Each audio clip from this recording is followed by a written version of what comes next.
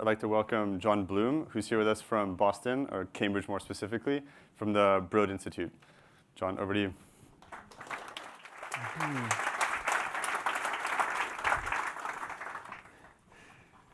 All right, thanks a lot, Nathan. I was told to be responsive to the earlier talks because this is very transitional. I'm going to talk about biology and machine learning and get technical toward the end. One thing I do want to say is I don't think batch effects are the hardest problem of merging biology and machine learning. I think it's fundamentally that biology is science and therefore unsupervised. And unsupervised learning is hard, especially when you need biologists in the iterative loop. So I am from the Broad Institute of MIT and Harvard and the other Cambridge. And I'm an institute scientist there on a team called HAIL. And I also direct a learning community at this interface of machine learning and biology called Models, Inference, and Algorithms. But I would say I'm actually an unlikely ambassador to talk about these sort of applied things because as an undergrad at Harvard, I was in the math department, and there the ethos was really that if math is useful, it's probably not deep or interesting. And I think I took that vibe forward and studied a lot of topology and geometry at Columbia, and then at a postdoc at MIT, I did something called topological quantum field theory, which is a lot more useless than it sounds, and in particular has these ideas called Morse theory underlying it. As a postdoc at MIT, I also was asked to teach the introductory probability and statistics course, and with a colleague, I sort of recreated that course as the first fully flipped service course at MIT and wrote a syllabus and all the materials with a colleague. That's all on OpenCourseWare if anyone's interested. And those were life scientists, those students at MIT. When I finished my postdoc, I walked across this street, Main Street, to a place called the Broad Institute. And to give you a little context of what that place is, well, first, it's a biomedical research institute, a nonprofit. And I honestly never thought this kind of math was going to be useful to me again. Well, it wasn't useful. It wasn't very useful before. It was very beautiful, interesting, not so useful. But actually, in the last year, and you'll see at the end, I'm now convinced this stuff might actually be useful in biology and in deep learning. So the Broad. To give you context of the Broad, it helps to begin with the Human Genome Project, which began 15 years before it was finished, which was around 2003. It cost about $15 billion, sequenced the first human genome. Eric Lander was one of the people who led that public project, mathematician by training as well, before he moved in that direction. And what you see here is showing you the growth in the number of genomes sequenced in the world. It's doubling about every 8 months. We get to everyone in the world at that pace within about 8 years. So it's growing quite fast. Now it costs, instead of $3 billion, well under 1,000 to do a whole genome sequence. And so when that was wrapping up, Eric Lander and some others founded this institute with Harvard, MIT, and philanthropy from Eli Broad. And that was in 2004. And the mission is to improve human health by using genomics to advance our understanding of the biology and treatment of human disease, and to help lay the groundwork for a new generation of therapies. Okay, so this is a new nonprofit collaborative model that's meant to be suited to this new era of sort of big data biology by being a little bit different than a traditional academic department, which is often quite siloed into individual labs. We have faculty from Harvard, MIT, and affiliated hospitals, over 300 faculty who are associated, 51 who are institute and primarily based at the Broad. There are over 500 staff scientists, ranging from wet lab biologists to computational scientists to software engineers, and 21 of them, or 26, sorry, are institute scientists who also share leadership roles. So I'm one of those. And we have the notion of programs, which are collaborative communities organized around disease areas like cancer or psychiatric disease, or some of them are areas like genomics or cell circuits or therapeutics, and also platforms to do industrial scale data generation, R&D, and have that expertise. And so some of those platforms are things like the sequencing platform, the imaging platform, and let's say the genetic perturbations platform, which is doing things like optimizing CRISPR for gene editing. OK, so this begs the question, why did the mathematician cross the road? And well, I have issues, and many are heritable. Actually, we all have issues, these kinds of issues, probably in our families. The bold ones are all in my extended family. I have 3 grandparents who had diabetes, 2 had Alzheimer's, and the fact that they're heritable means that I'm at risk, and also so is my daughter. And maybe what's changed, though, I mean, these diseases have been around for a while. It'd be nice to do something about it, and a lot of the companies we heard from this morning are. What's changed is now, when I'm showing you a genome, it's not a picture of one person's DNA. Actually, every dot here is a person, and this is just PCA of a bunch of people where they're represented by their genomes. So what you're seeing are clusters that represent ancestry. So this gives you a sense. We're getting to some pretty cool scales in terms of the number of people whose genomes we've sequenced, and also, for example, know their medical information. And if we go back to Alzheimer's disease, one thing you can do with that kind of data is take a bunch of people with the disease, a bunch of people without it, and ask, are there parts of the genome where variation is correlated with phenotype? And that gives you, if you well control, a kind of causal relationship between genetic variation and disease. And for example, this GWAS on hundreds of thousands of people indicated that Alzheimer's had a lot to do with immunity, which was a very good hint of what research directions we should be taking. I should say, though, this is very hard still, because just because you know that a genetic variant or a region is causal for the disease doesn't mean you understand the mechanism. So this raises a new challenge, which is how do you go from variant to sort of function at the level of molecules, cells, tissues, and at the top level of the whole human or phenome? And how do you scale that? And I think that's an area where machine learning has a big role to play. But it's clear also we're going to need more than just the genomes to do that. Of course, the DNA is inside the cells. The cells are forming different kinds of cells, different kinds of tissues, such as neurons or cardiac cells. And it would be nice to understand, actually, what's going on inside of those cells, thinking of them almost as little computers executing some kind of programming language at some level of abstraction above individual gene, some sorts of genetic programs that are dynamically evolving in time and determining how you go from one cell to the 35 trillion cells in your adult body, both in health and in disease. So here's an example from a few months ago of how you begin to do that kind of thing. And you've heard some other folks mention these kinds of technologies. This is single-cell RNA sequencing. Here, in this study that came out of Broad and MIT, they took 24 folks without Alzheimer's pathology and 24 with, and evenly split between men and women in each cohort. And they took out part of their prefrontal cortex, which indicates that these were postmortem. And then they took from these cells the nuclei. They took the RNA in the nuclei, reverse transcribed into DNA, send it through the sequencers. The sequencers are basically our 21st century microscope and incredibly scalable. And what you get then is for every neuron, you get a readout of how much gene is being expressed. And you can use that to do clustering or a visualization, like on the right. And then you can annotate it based on known markers or other things to learn about cell types. But then specifically, you can ask, at the level of these different cell types, what differs between healthy people and diseased people with regard to Alzheimer's? And in this case, they learned quite a bit about differences in the genes related to myelination, and also sex differences that were quite dramatic and surprising, which indicates maybe Alzheimer's is somewhat sexually dimorphic in its progression. OK, so just like the genomes are scaling up, so are the ability to profile individual cells, not just with imaging, which we heard about this morning, is incredibly scalable, but also by looking at the molecules they contain. So a single experiment now can do something like grab 1 million cells and pretty cheaply, and you get a matrix, which is like 1 million cells by 20,000 genes. And that's a starting point for representing cells and thinking about their biology and how they're making sequential decisions. The rate of growth of this kind of data is more like doubling every 5 months instead of 8 months. It's not as big yet, but everyone in this room appreciates exponential growth. And so it's a very exciting domain. And Aviv Vergev is the chair of the faculty at the Broad.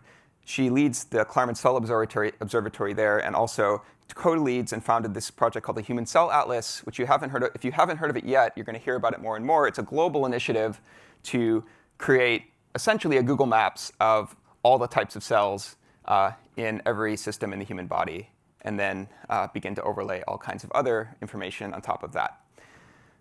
And to make sure that everyone who's funded to do that kind of work through the Human Cell Atlas is committed, really forced, to contribute all this data back to a commons so that we can bring very large-scale machine learning to bear on answering these kinds of questions. Now, if we're thinking about Alzheimer's, OK, if we understood something about disease mechanism by these techniques, we might want to develop a therapeutic, maybe something involving CRISPR. We might want to improve that therapeutic using something like continuous directed evolution or the techniques we heard about in Lab Genius talk, or maybe some complementary combination of the two, because I don't think it's either or. And then we might like to deliver that, say, biologic or gene therapy into the brain, which presents a pesky problem of getting it past the blood-brain barrier. And we'll come back to that a little bit later in the talk. But these are some of the folks who invented some of these technologies and are at the Broad. OK, so why across the road really was the recognition that with these exponential scales, the nature of biology was changing into basically a science where one could measure or perturb everything and then do computational experiments on the data, which is a fundamentally new way of operating in this domain and really presents a lot of exciting opportunities for people who care about computation, modeling, math, and so on. Except that's all a lie, because if you're a mathematician, you know the real reason that you cross the road is because the intermediate value theorem guarantees it. You can't get from anyway. OK. All right, so when I crossed the road, I did it with two other friends. The one on the left is a mathematician, Alex Blumendahl. He was a postdoc at Harvard in random matrix theory. And the two of us started this community called Models, Inference, and Algorithms. It's a learning community. We meet every Wednesday morning for a primer, a seminar, discussion. There's breakfast. We often have awesome speakers come through. And here are some of the principles. So really, it's a recognition that it's not enough to organize meetings around domains in biology. As soon as computation becomes central across these domains, then you want to have a community for the people who think first and foremost about these kinds of modeling challenges. And because the model that works in one domain may actually be very interesting to think about in another, right? That's sort of math is somewhat abstract and agnostic. It's an open seminar. If any of you come through Boston and you're there on a Wednesday morning in the fall or the spring, come on in. Breakfast is on us. It's shared virtually. All these talks are on YouTube. We have almost 150 hours at this point of just really cutting-edge stuff at the boundary of machine learning and biology. It has a fiercely pedagogical mentality, which means our speakers are supposed to leave you with a sense of having learned some interesting ideas that might be relevant to either dream about or actually apply, rather than just promote a bunch of results. And we really like to get equations on the board rather than in slides. And if it's a chalkboard, even better. But I actually have the only chalkboard in the whole place. That being said, we have like 8 mathematicians on my floor now, so I think it's having the right effect. The chalkboard, it's like bees to honey. OK, so and we have an amazing steering committee of about 14 people throughout the institute. These don't tend to be like faculty. These are young people, grad students, postdocs, staff scientists who kind of are part of the more recent culture of machine learning in this field. And they're really scaling this effort of building community throughout Boston and the world with MIA. Now, the other person that I joined the Broad with, sort of a package deal, was my friend Cotton Seed. That's his real name. His brothers are Huckleberry, and Caraway is his sister, and Shoshana, which means rose. Anyway, hippie parents. And but Cotton's pretty amazing. So we knew each other because his advisor at Princeton for algebraic topology research basically writes all his papers with my advisor at Columbia, so we became friends through math. But he actually dropped out of MIT a while back and spent 12 years doing high-performance computing and compiler design at a bunch of startups and at Intel. And so when we joined the Broad, the two of us started a team, really. This is an open source software project. It's really, it's just like any of the other startups, except it's zero equity and a nonprofit, and the investors are called philanthropists. And we also get funding through the public via grants, competitive grants. And here's the team as of a few months ago. We have a few more people now. Cotton, with his engineering background, is really the technical visionary, the sort of Jeff Dean of the operation. And then we are part of Ben Neal's lab, a statistical geneticist, and also in the Stanley Center for Psychiatric Research. So we like to think a lot about brains. All right, so why did we start this team? You'd like this to be how science goes. you spend a lot of time, if you're, say, a computational biologist, thinking about what are the right questions, what data do you need for what models, and how would those help you answer those questions. And then you'd like to spend a little bit of time implementing the models and running them and going around that loop. But in the last 5 years, because of the data growth, basically this kind of statistical genetics, genomic analysis stuff, we have these 100 terabyte files now, often like text files. It's just not going to do it, right? You're going to run into problems because the data is big in terms of your time spent trying to parallelize code and waiting for results. And you're going to run into problems because as the data grows, you'd like to run more interesting models that can get at more subtle things that you wouldn't be able to get with smaller sample size.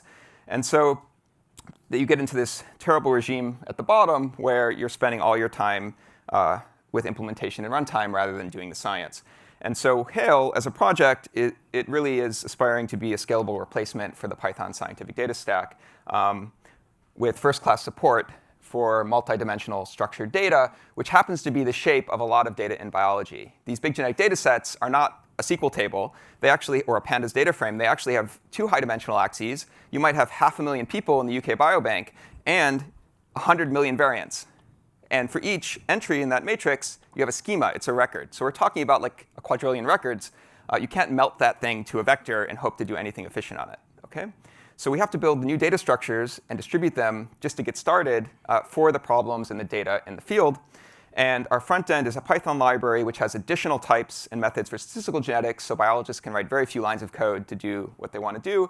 And the back end currently is mostly written in Scala and C++. It runs on top of Apache Spark.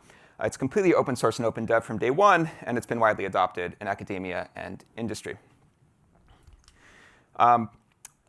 So once you can scale out like this, just as one example, since we're in England, you can do, for example, the following. So the UK Biobank has 361,000 white British samples, and let's say we get our hands on 4,200 phenotypes, different phenotypes for those samples. If you take that product of that many phenotypes, looking at, say, 10 million common variants in the genome, you end up wanting to do about 115 billion regressions on 500,000 samples, and it's a lot of compute. And if we did that on our 50, if you were getting 50 cores on some HPC cluster at your university, you'd be waiting a long time.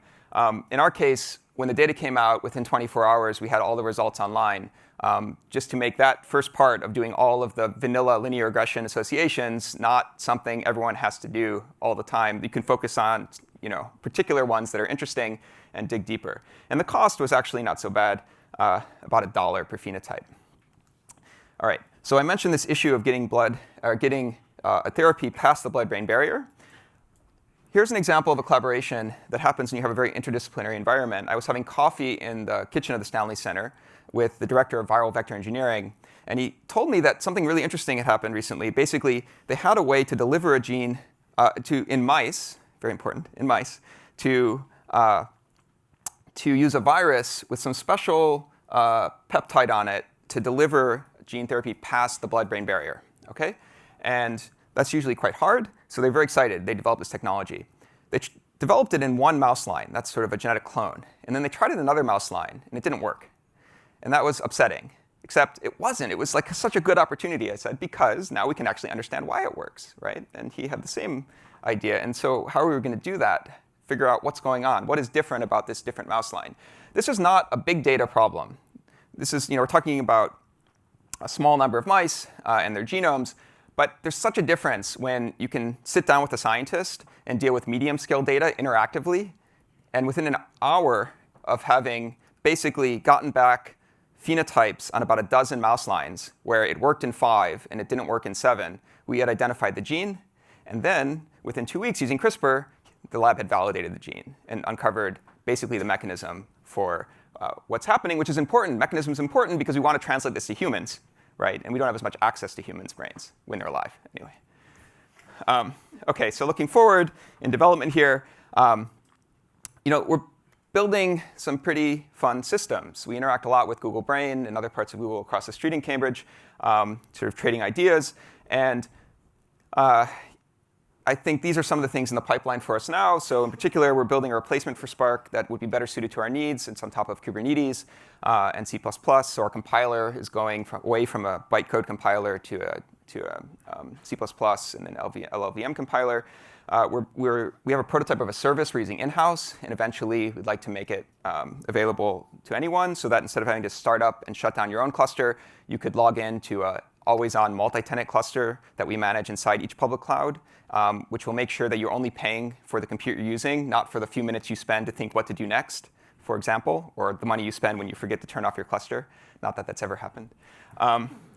Great. And I think from the machine learning point of view, it's very clear as we move away from genomics toward, or expand beyond genomics to things like single-cell RNA-seq data, there's a huge amount of machine learning you want to do. That machine learning is built on top of linear algebra, and we really need scalable linear algebra so that when your NumPy matrix is not 1,000 by 1,000, but 1,000,000 by 1,000,000, and you still want to invert it, that still looks like the same code, and it still works, right? And so a unified compiler that can deal with sort of a notion like a tensor table, a sort of high-dimensional SQL table, where if the schema is just float, it's just a tensor, an ND array, and everything is sort of unified conceptually. That's sort of where we're heading, and we think it will be hopefully very broadly useful even beyond biology. So the last bit of my talk, I now want to move to more technical things and make the argument that biology is actually quite inspirational for creative machine learning. And I don't mean here bio-inspired learning like brain-inspired neural net. I mean just that the sort of unsupervised challenges, let's say, or just federated challenges that arise will inspire some creativity.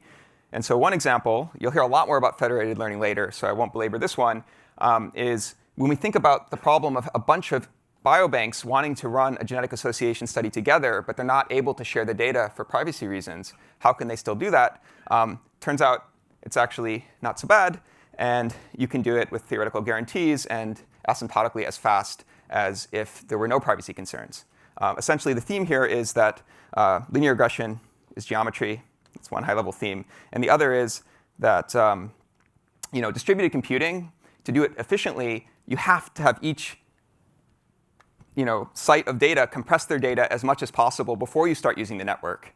Anyway, otherwise, you're dead in the water because the network is slow. And so everyone should compress things. And then if those little small things are enough to get the same exact final answer, you're in really good shape. And you can just sprinkle some magic cryptography fairy dust on the last part to get your theoretical guarantees. That's basically what's going on here. So I have a preprint up on that. And finally, I'll describe a project that started with the following biological question. Can we use autoencoders to learn meaningful representations of neurons from their gene expression? Where meaningful, even understanding what we mean by meaningful is probably a really good discussion. Here we might mean interpretable or useful to explain biology, and then maybe do something about it.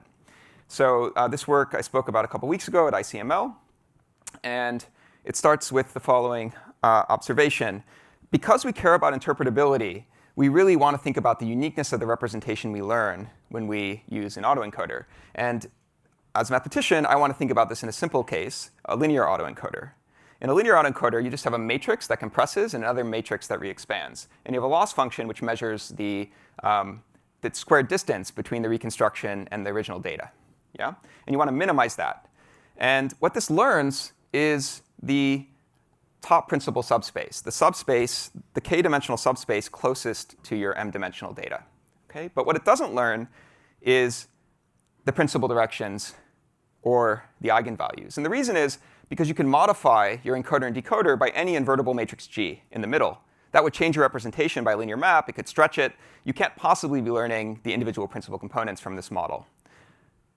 So we fix that by adding L2 regularization, or weight decay.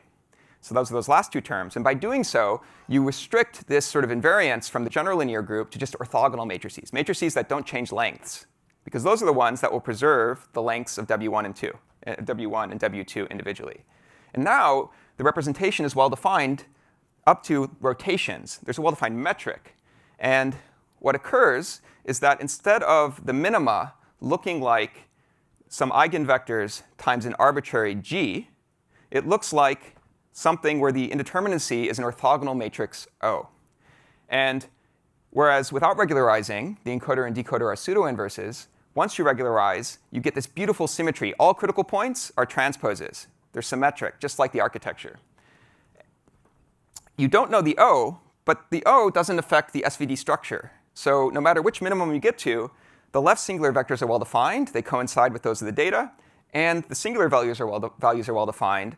And those basically shrink as you increase lambda. You end up shrinking directions according to how much you regularize. It's easiest to understand by going to an even simpler model that I made up the name for, I think, scalar autoencoder. It's just like a number and another number. And you can use calculus. And of course, when we did this research, we just used calculus and figured out the one-dimensional case completely, which looks like this if you don't regularize. You get these hyperbola of minima. It looks like this if you regularize a little bit. You get these two isolated minima. And it looks like this if you regularize like a lot. And if you want to look at a little movie, this is what's called posterior collapse in a lot of machine learning. If you hear that word, this is your picture. It's also called symmetry breaking in physics. So because we have this nice form, we actually get an algorithm for PCA, which appears to be new. You train a regularized linear autoencoder, and then you take SVD of the very, very small decoder. And you're done. And you can imagine doing the first step by gradient descent or by some exact updates that are second order. Unfortunately for time, I don't get to tell you how this answers the question of how the brain works. But it totally does. We're done. But if you're curious about that, I encourage you to watch the ICML talk, which describes how symmetry can arise dynamically through this model and thereby allow error backpropagation to be more biologically plausible. I also don't get to tell you about the topology of PCA, but just trust me that this Morse theory stuff turns out to not be totally useless, and in particular gives us another way to think about PCA, which suggests principles and maybe even algorithms for consensus and ensemble learning, not just in these models, but in deep learning. And so to conclude, in the last decade, I would say biology has been transformed by this ability to perturb and measure systems at massive scale, as we've seen in these other talks. But really, new ideas and systems are needed to translate this biomedical data into meaningful representations of biology and disease, things that get at mechanism and understanding. And so these two fields are poised to really advance one another, particularly in domains like these. And I thank you for your time. And that's where you can find out more about these projects and also watch some videos. Thank you.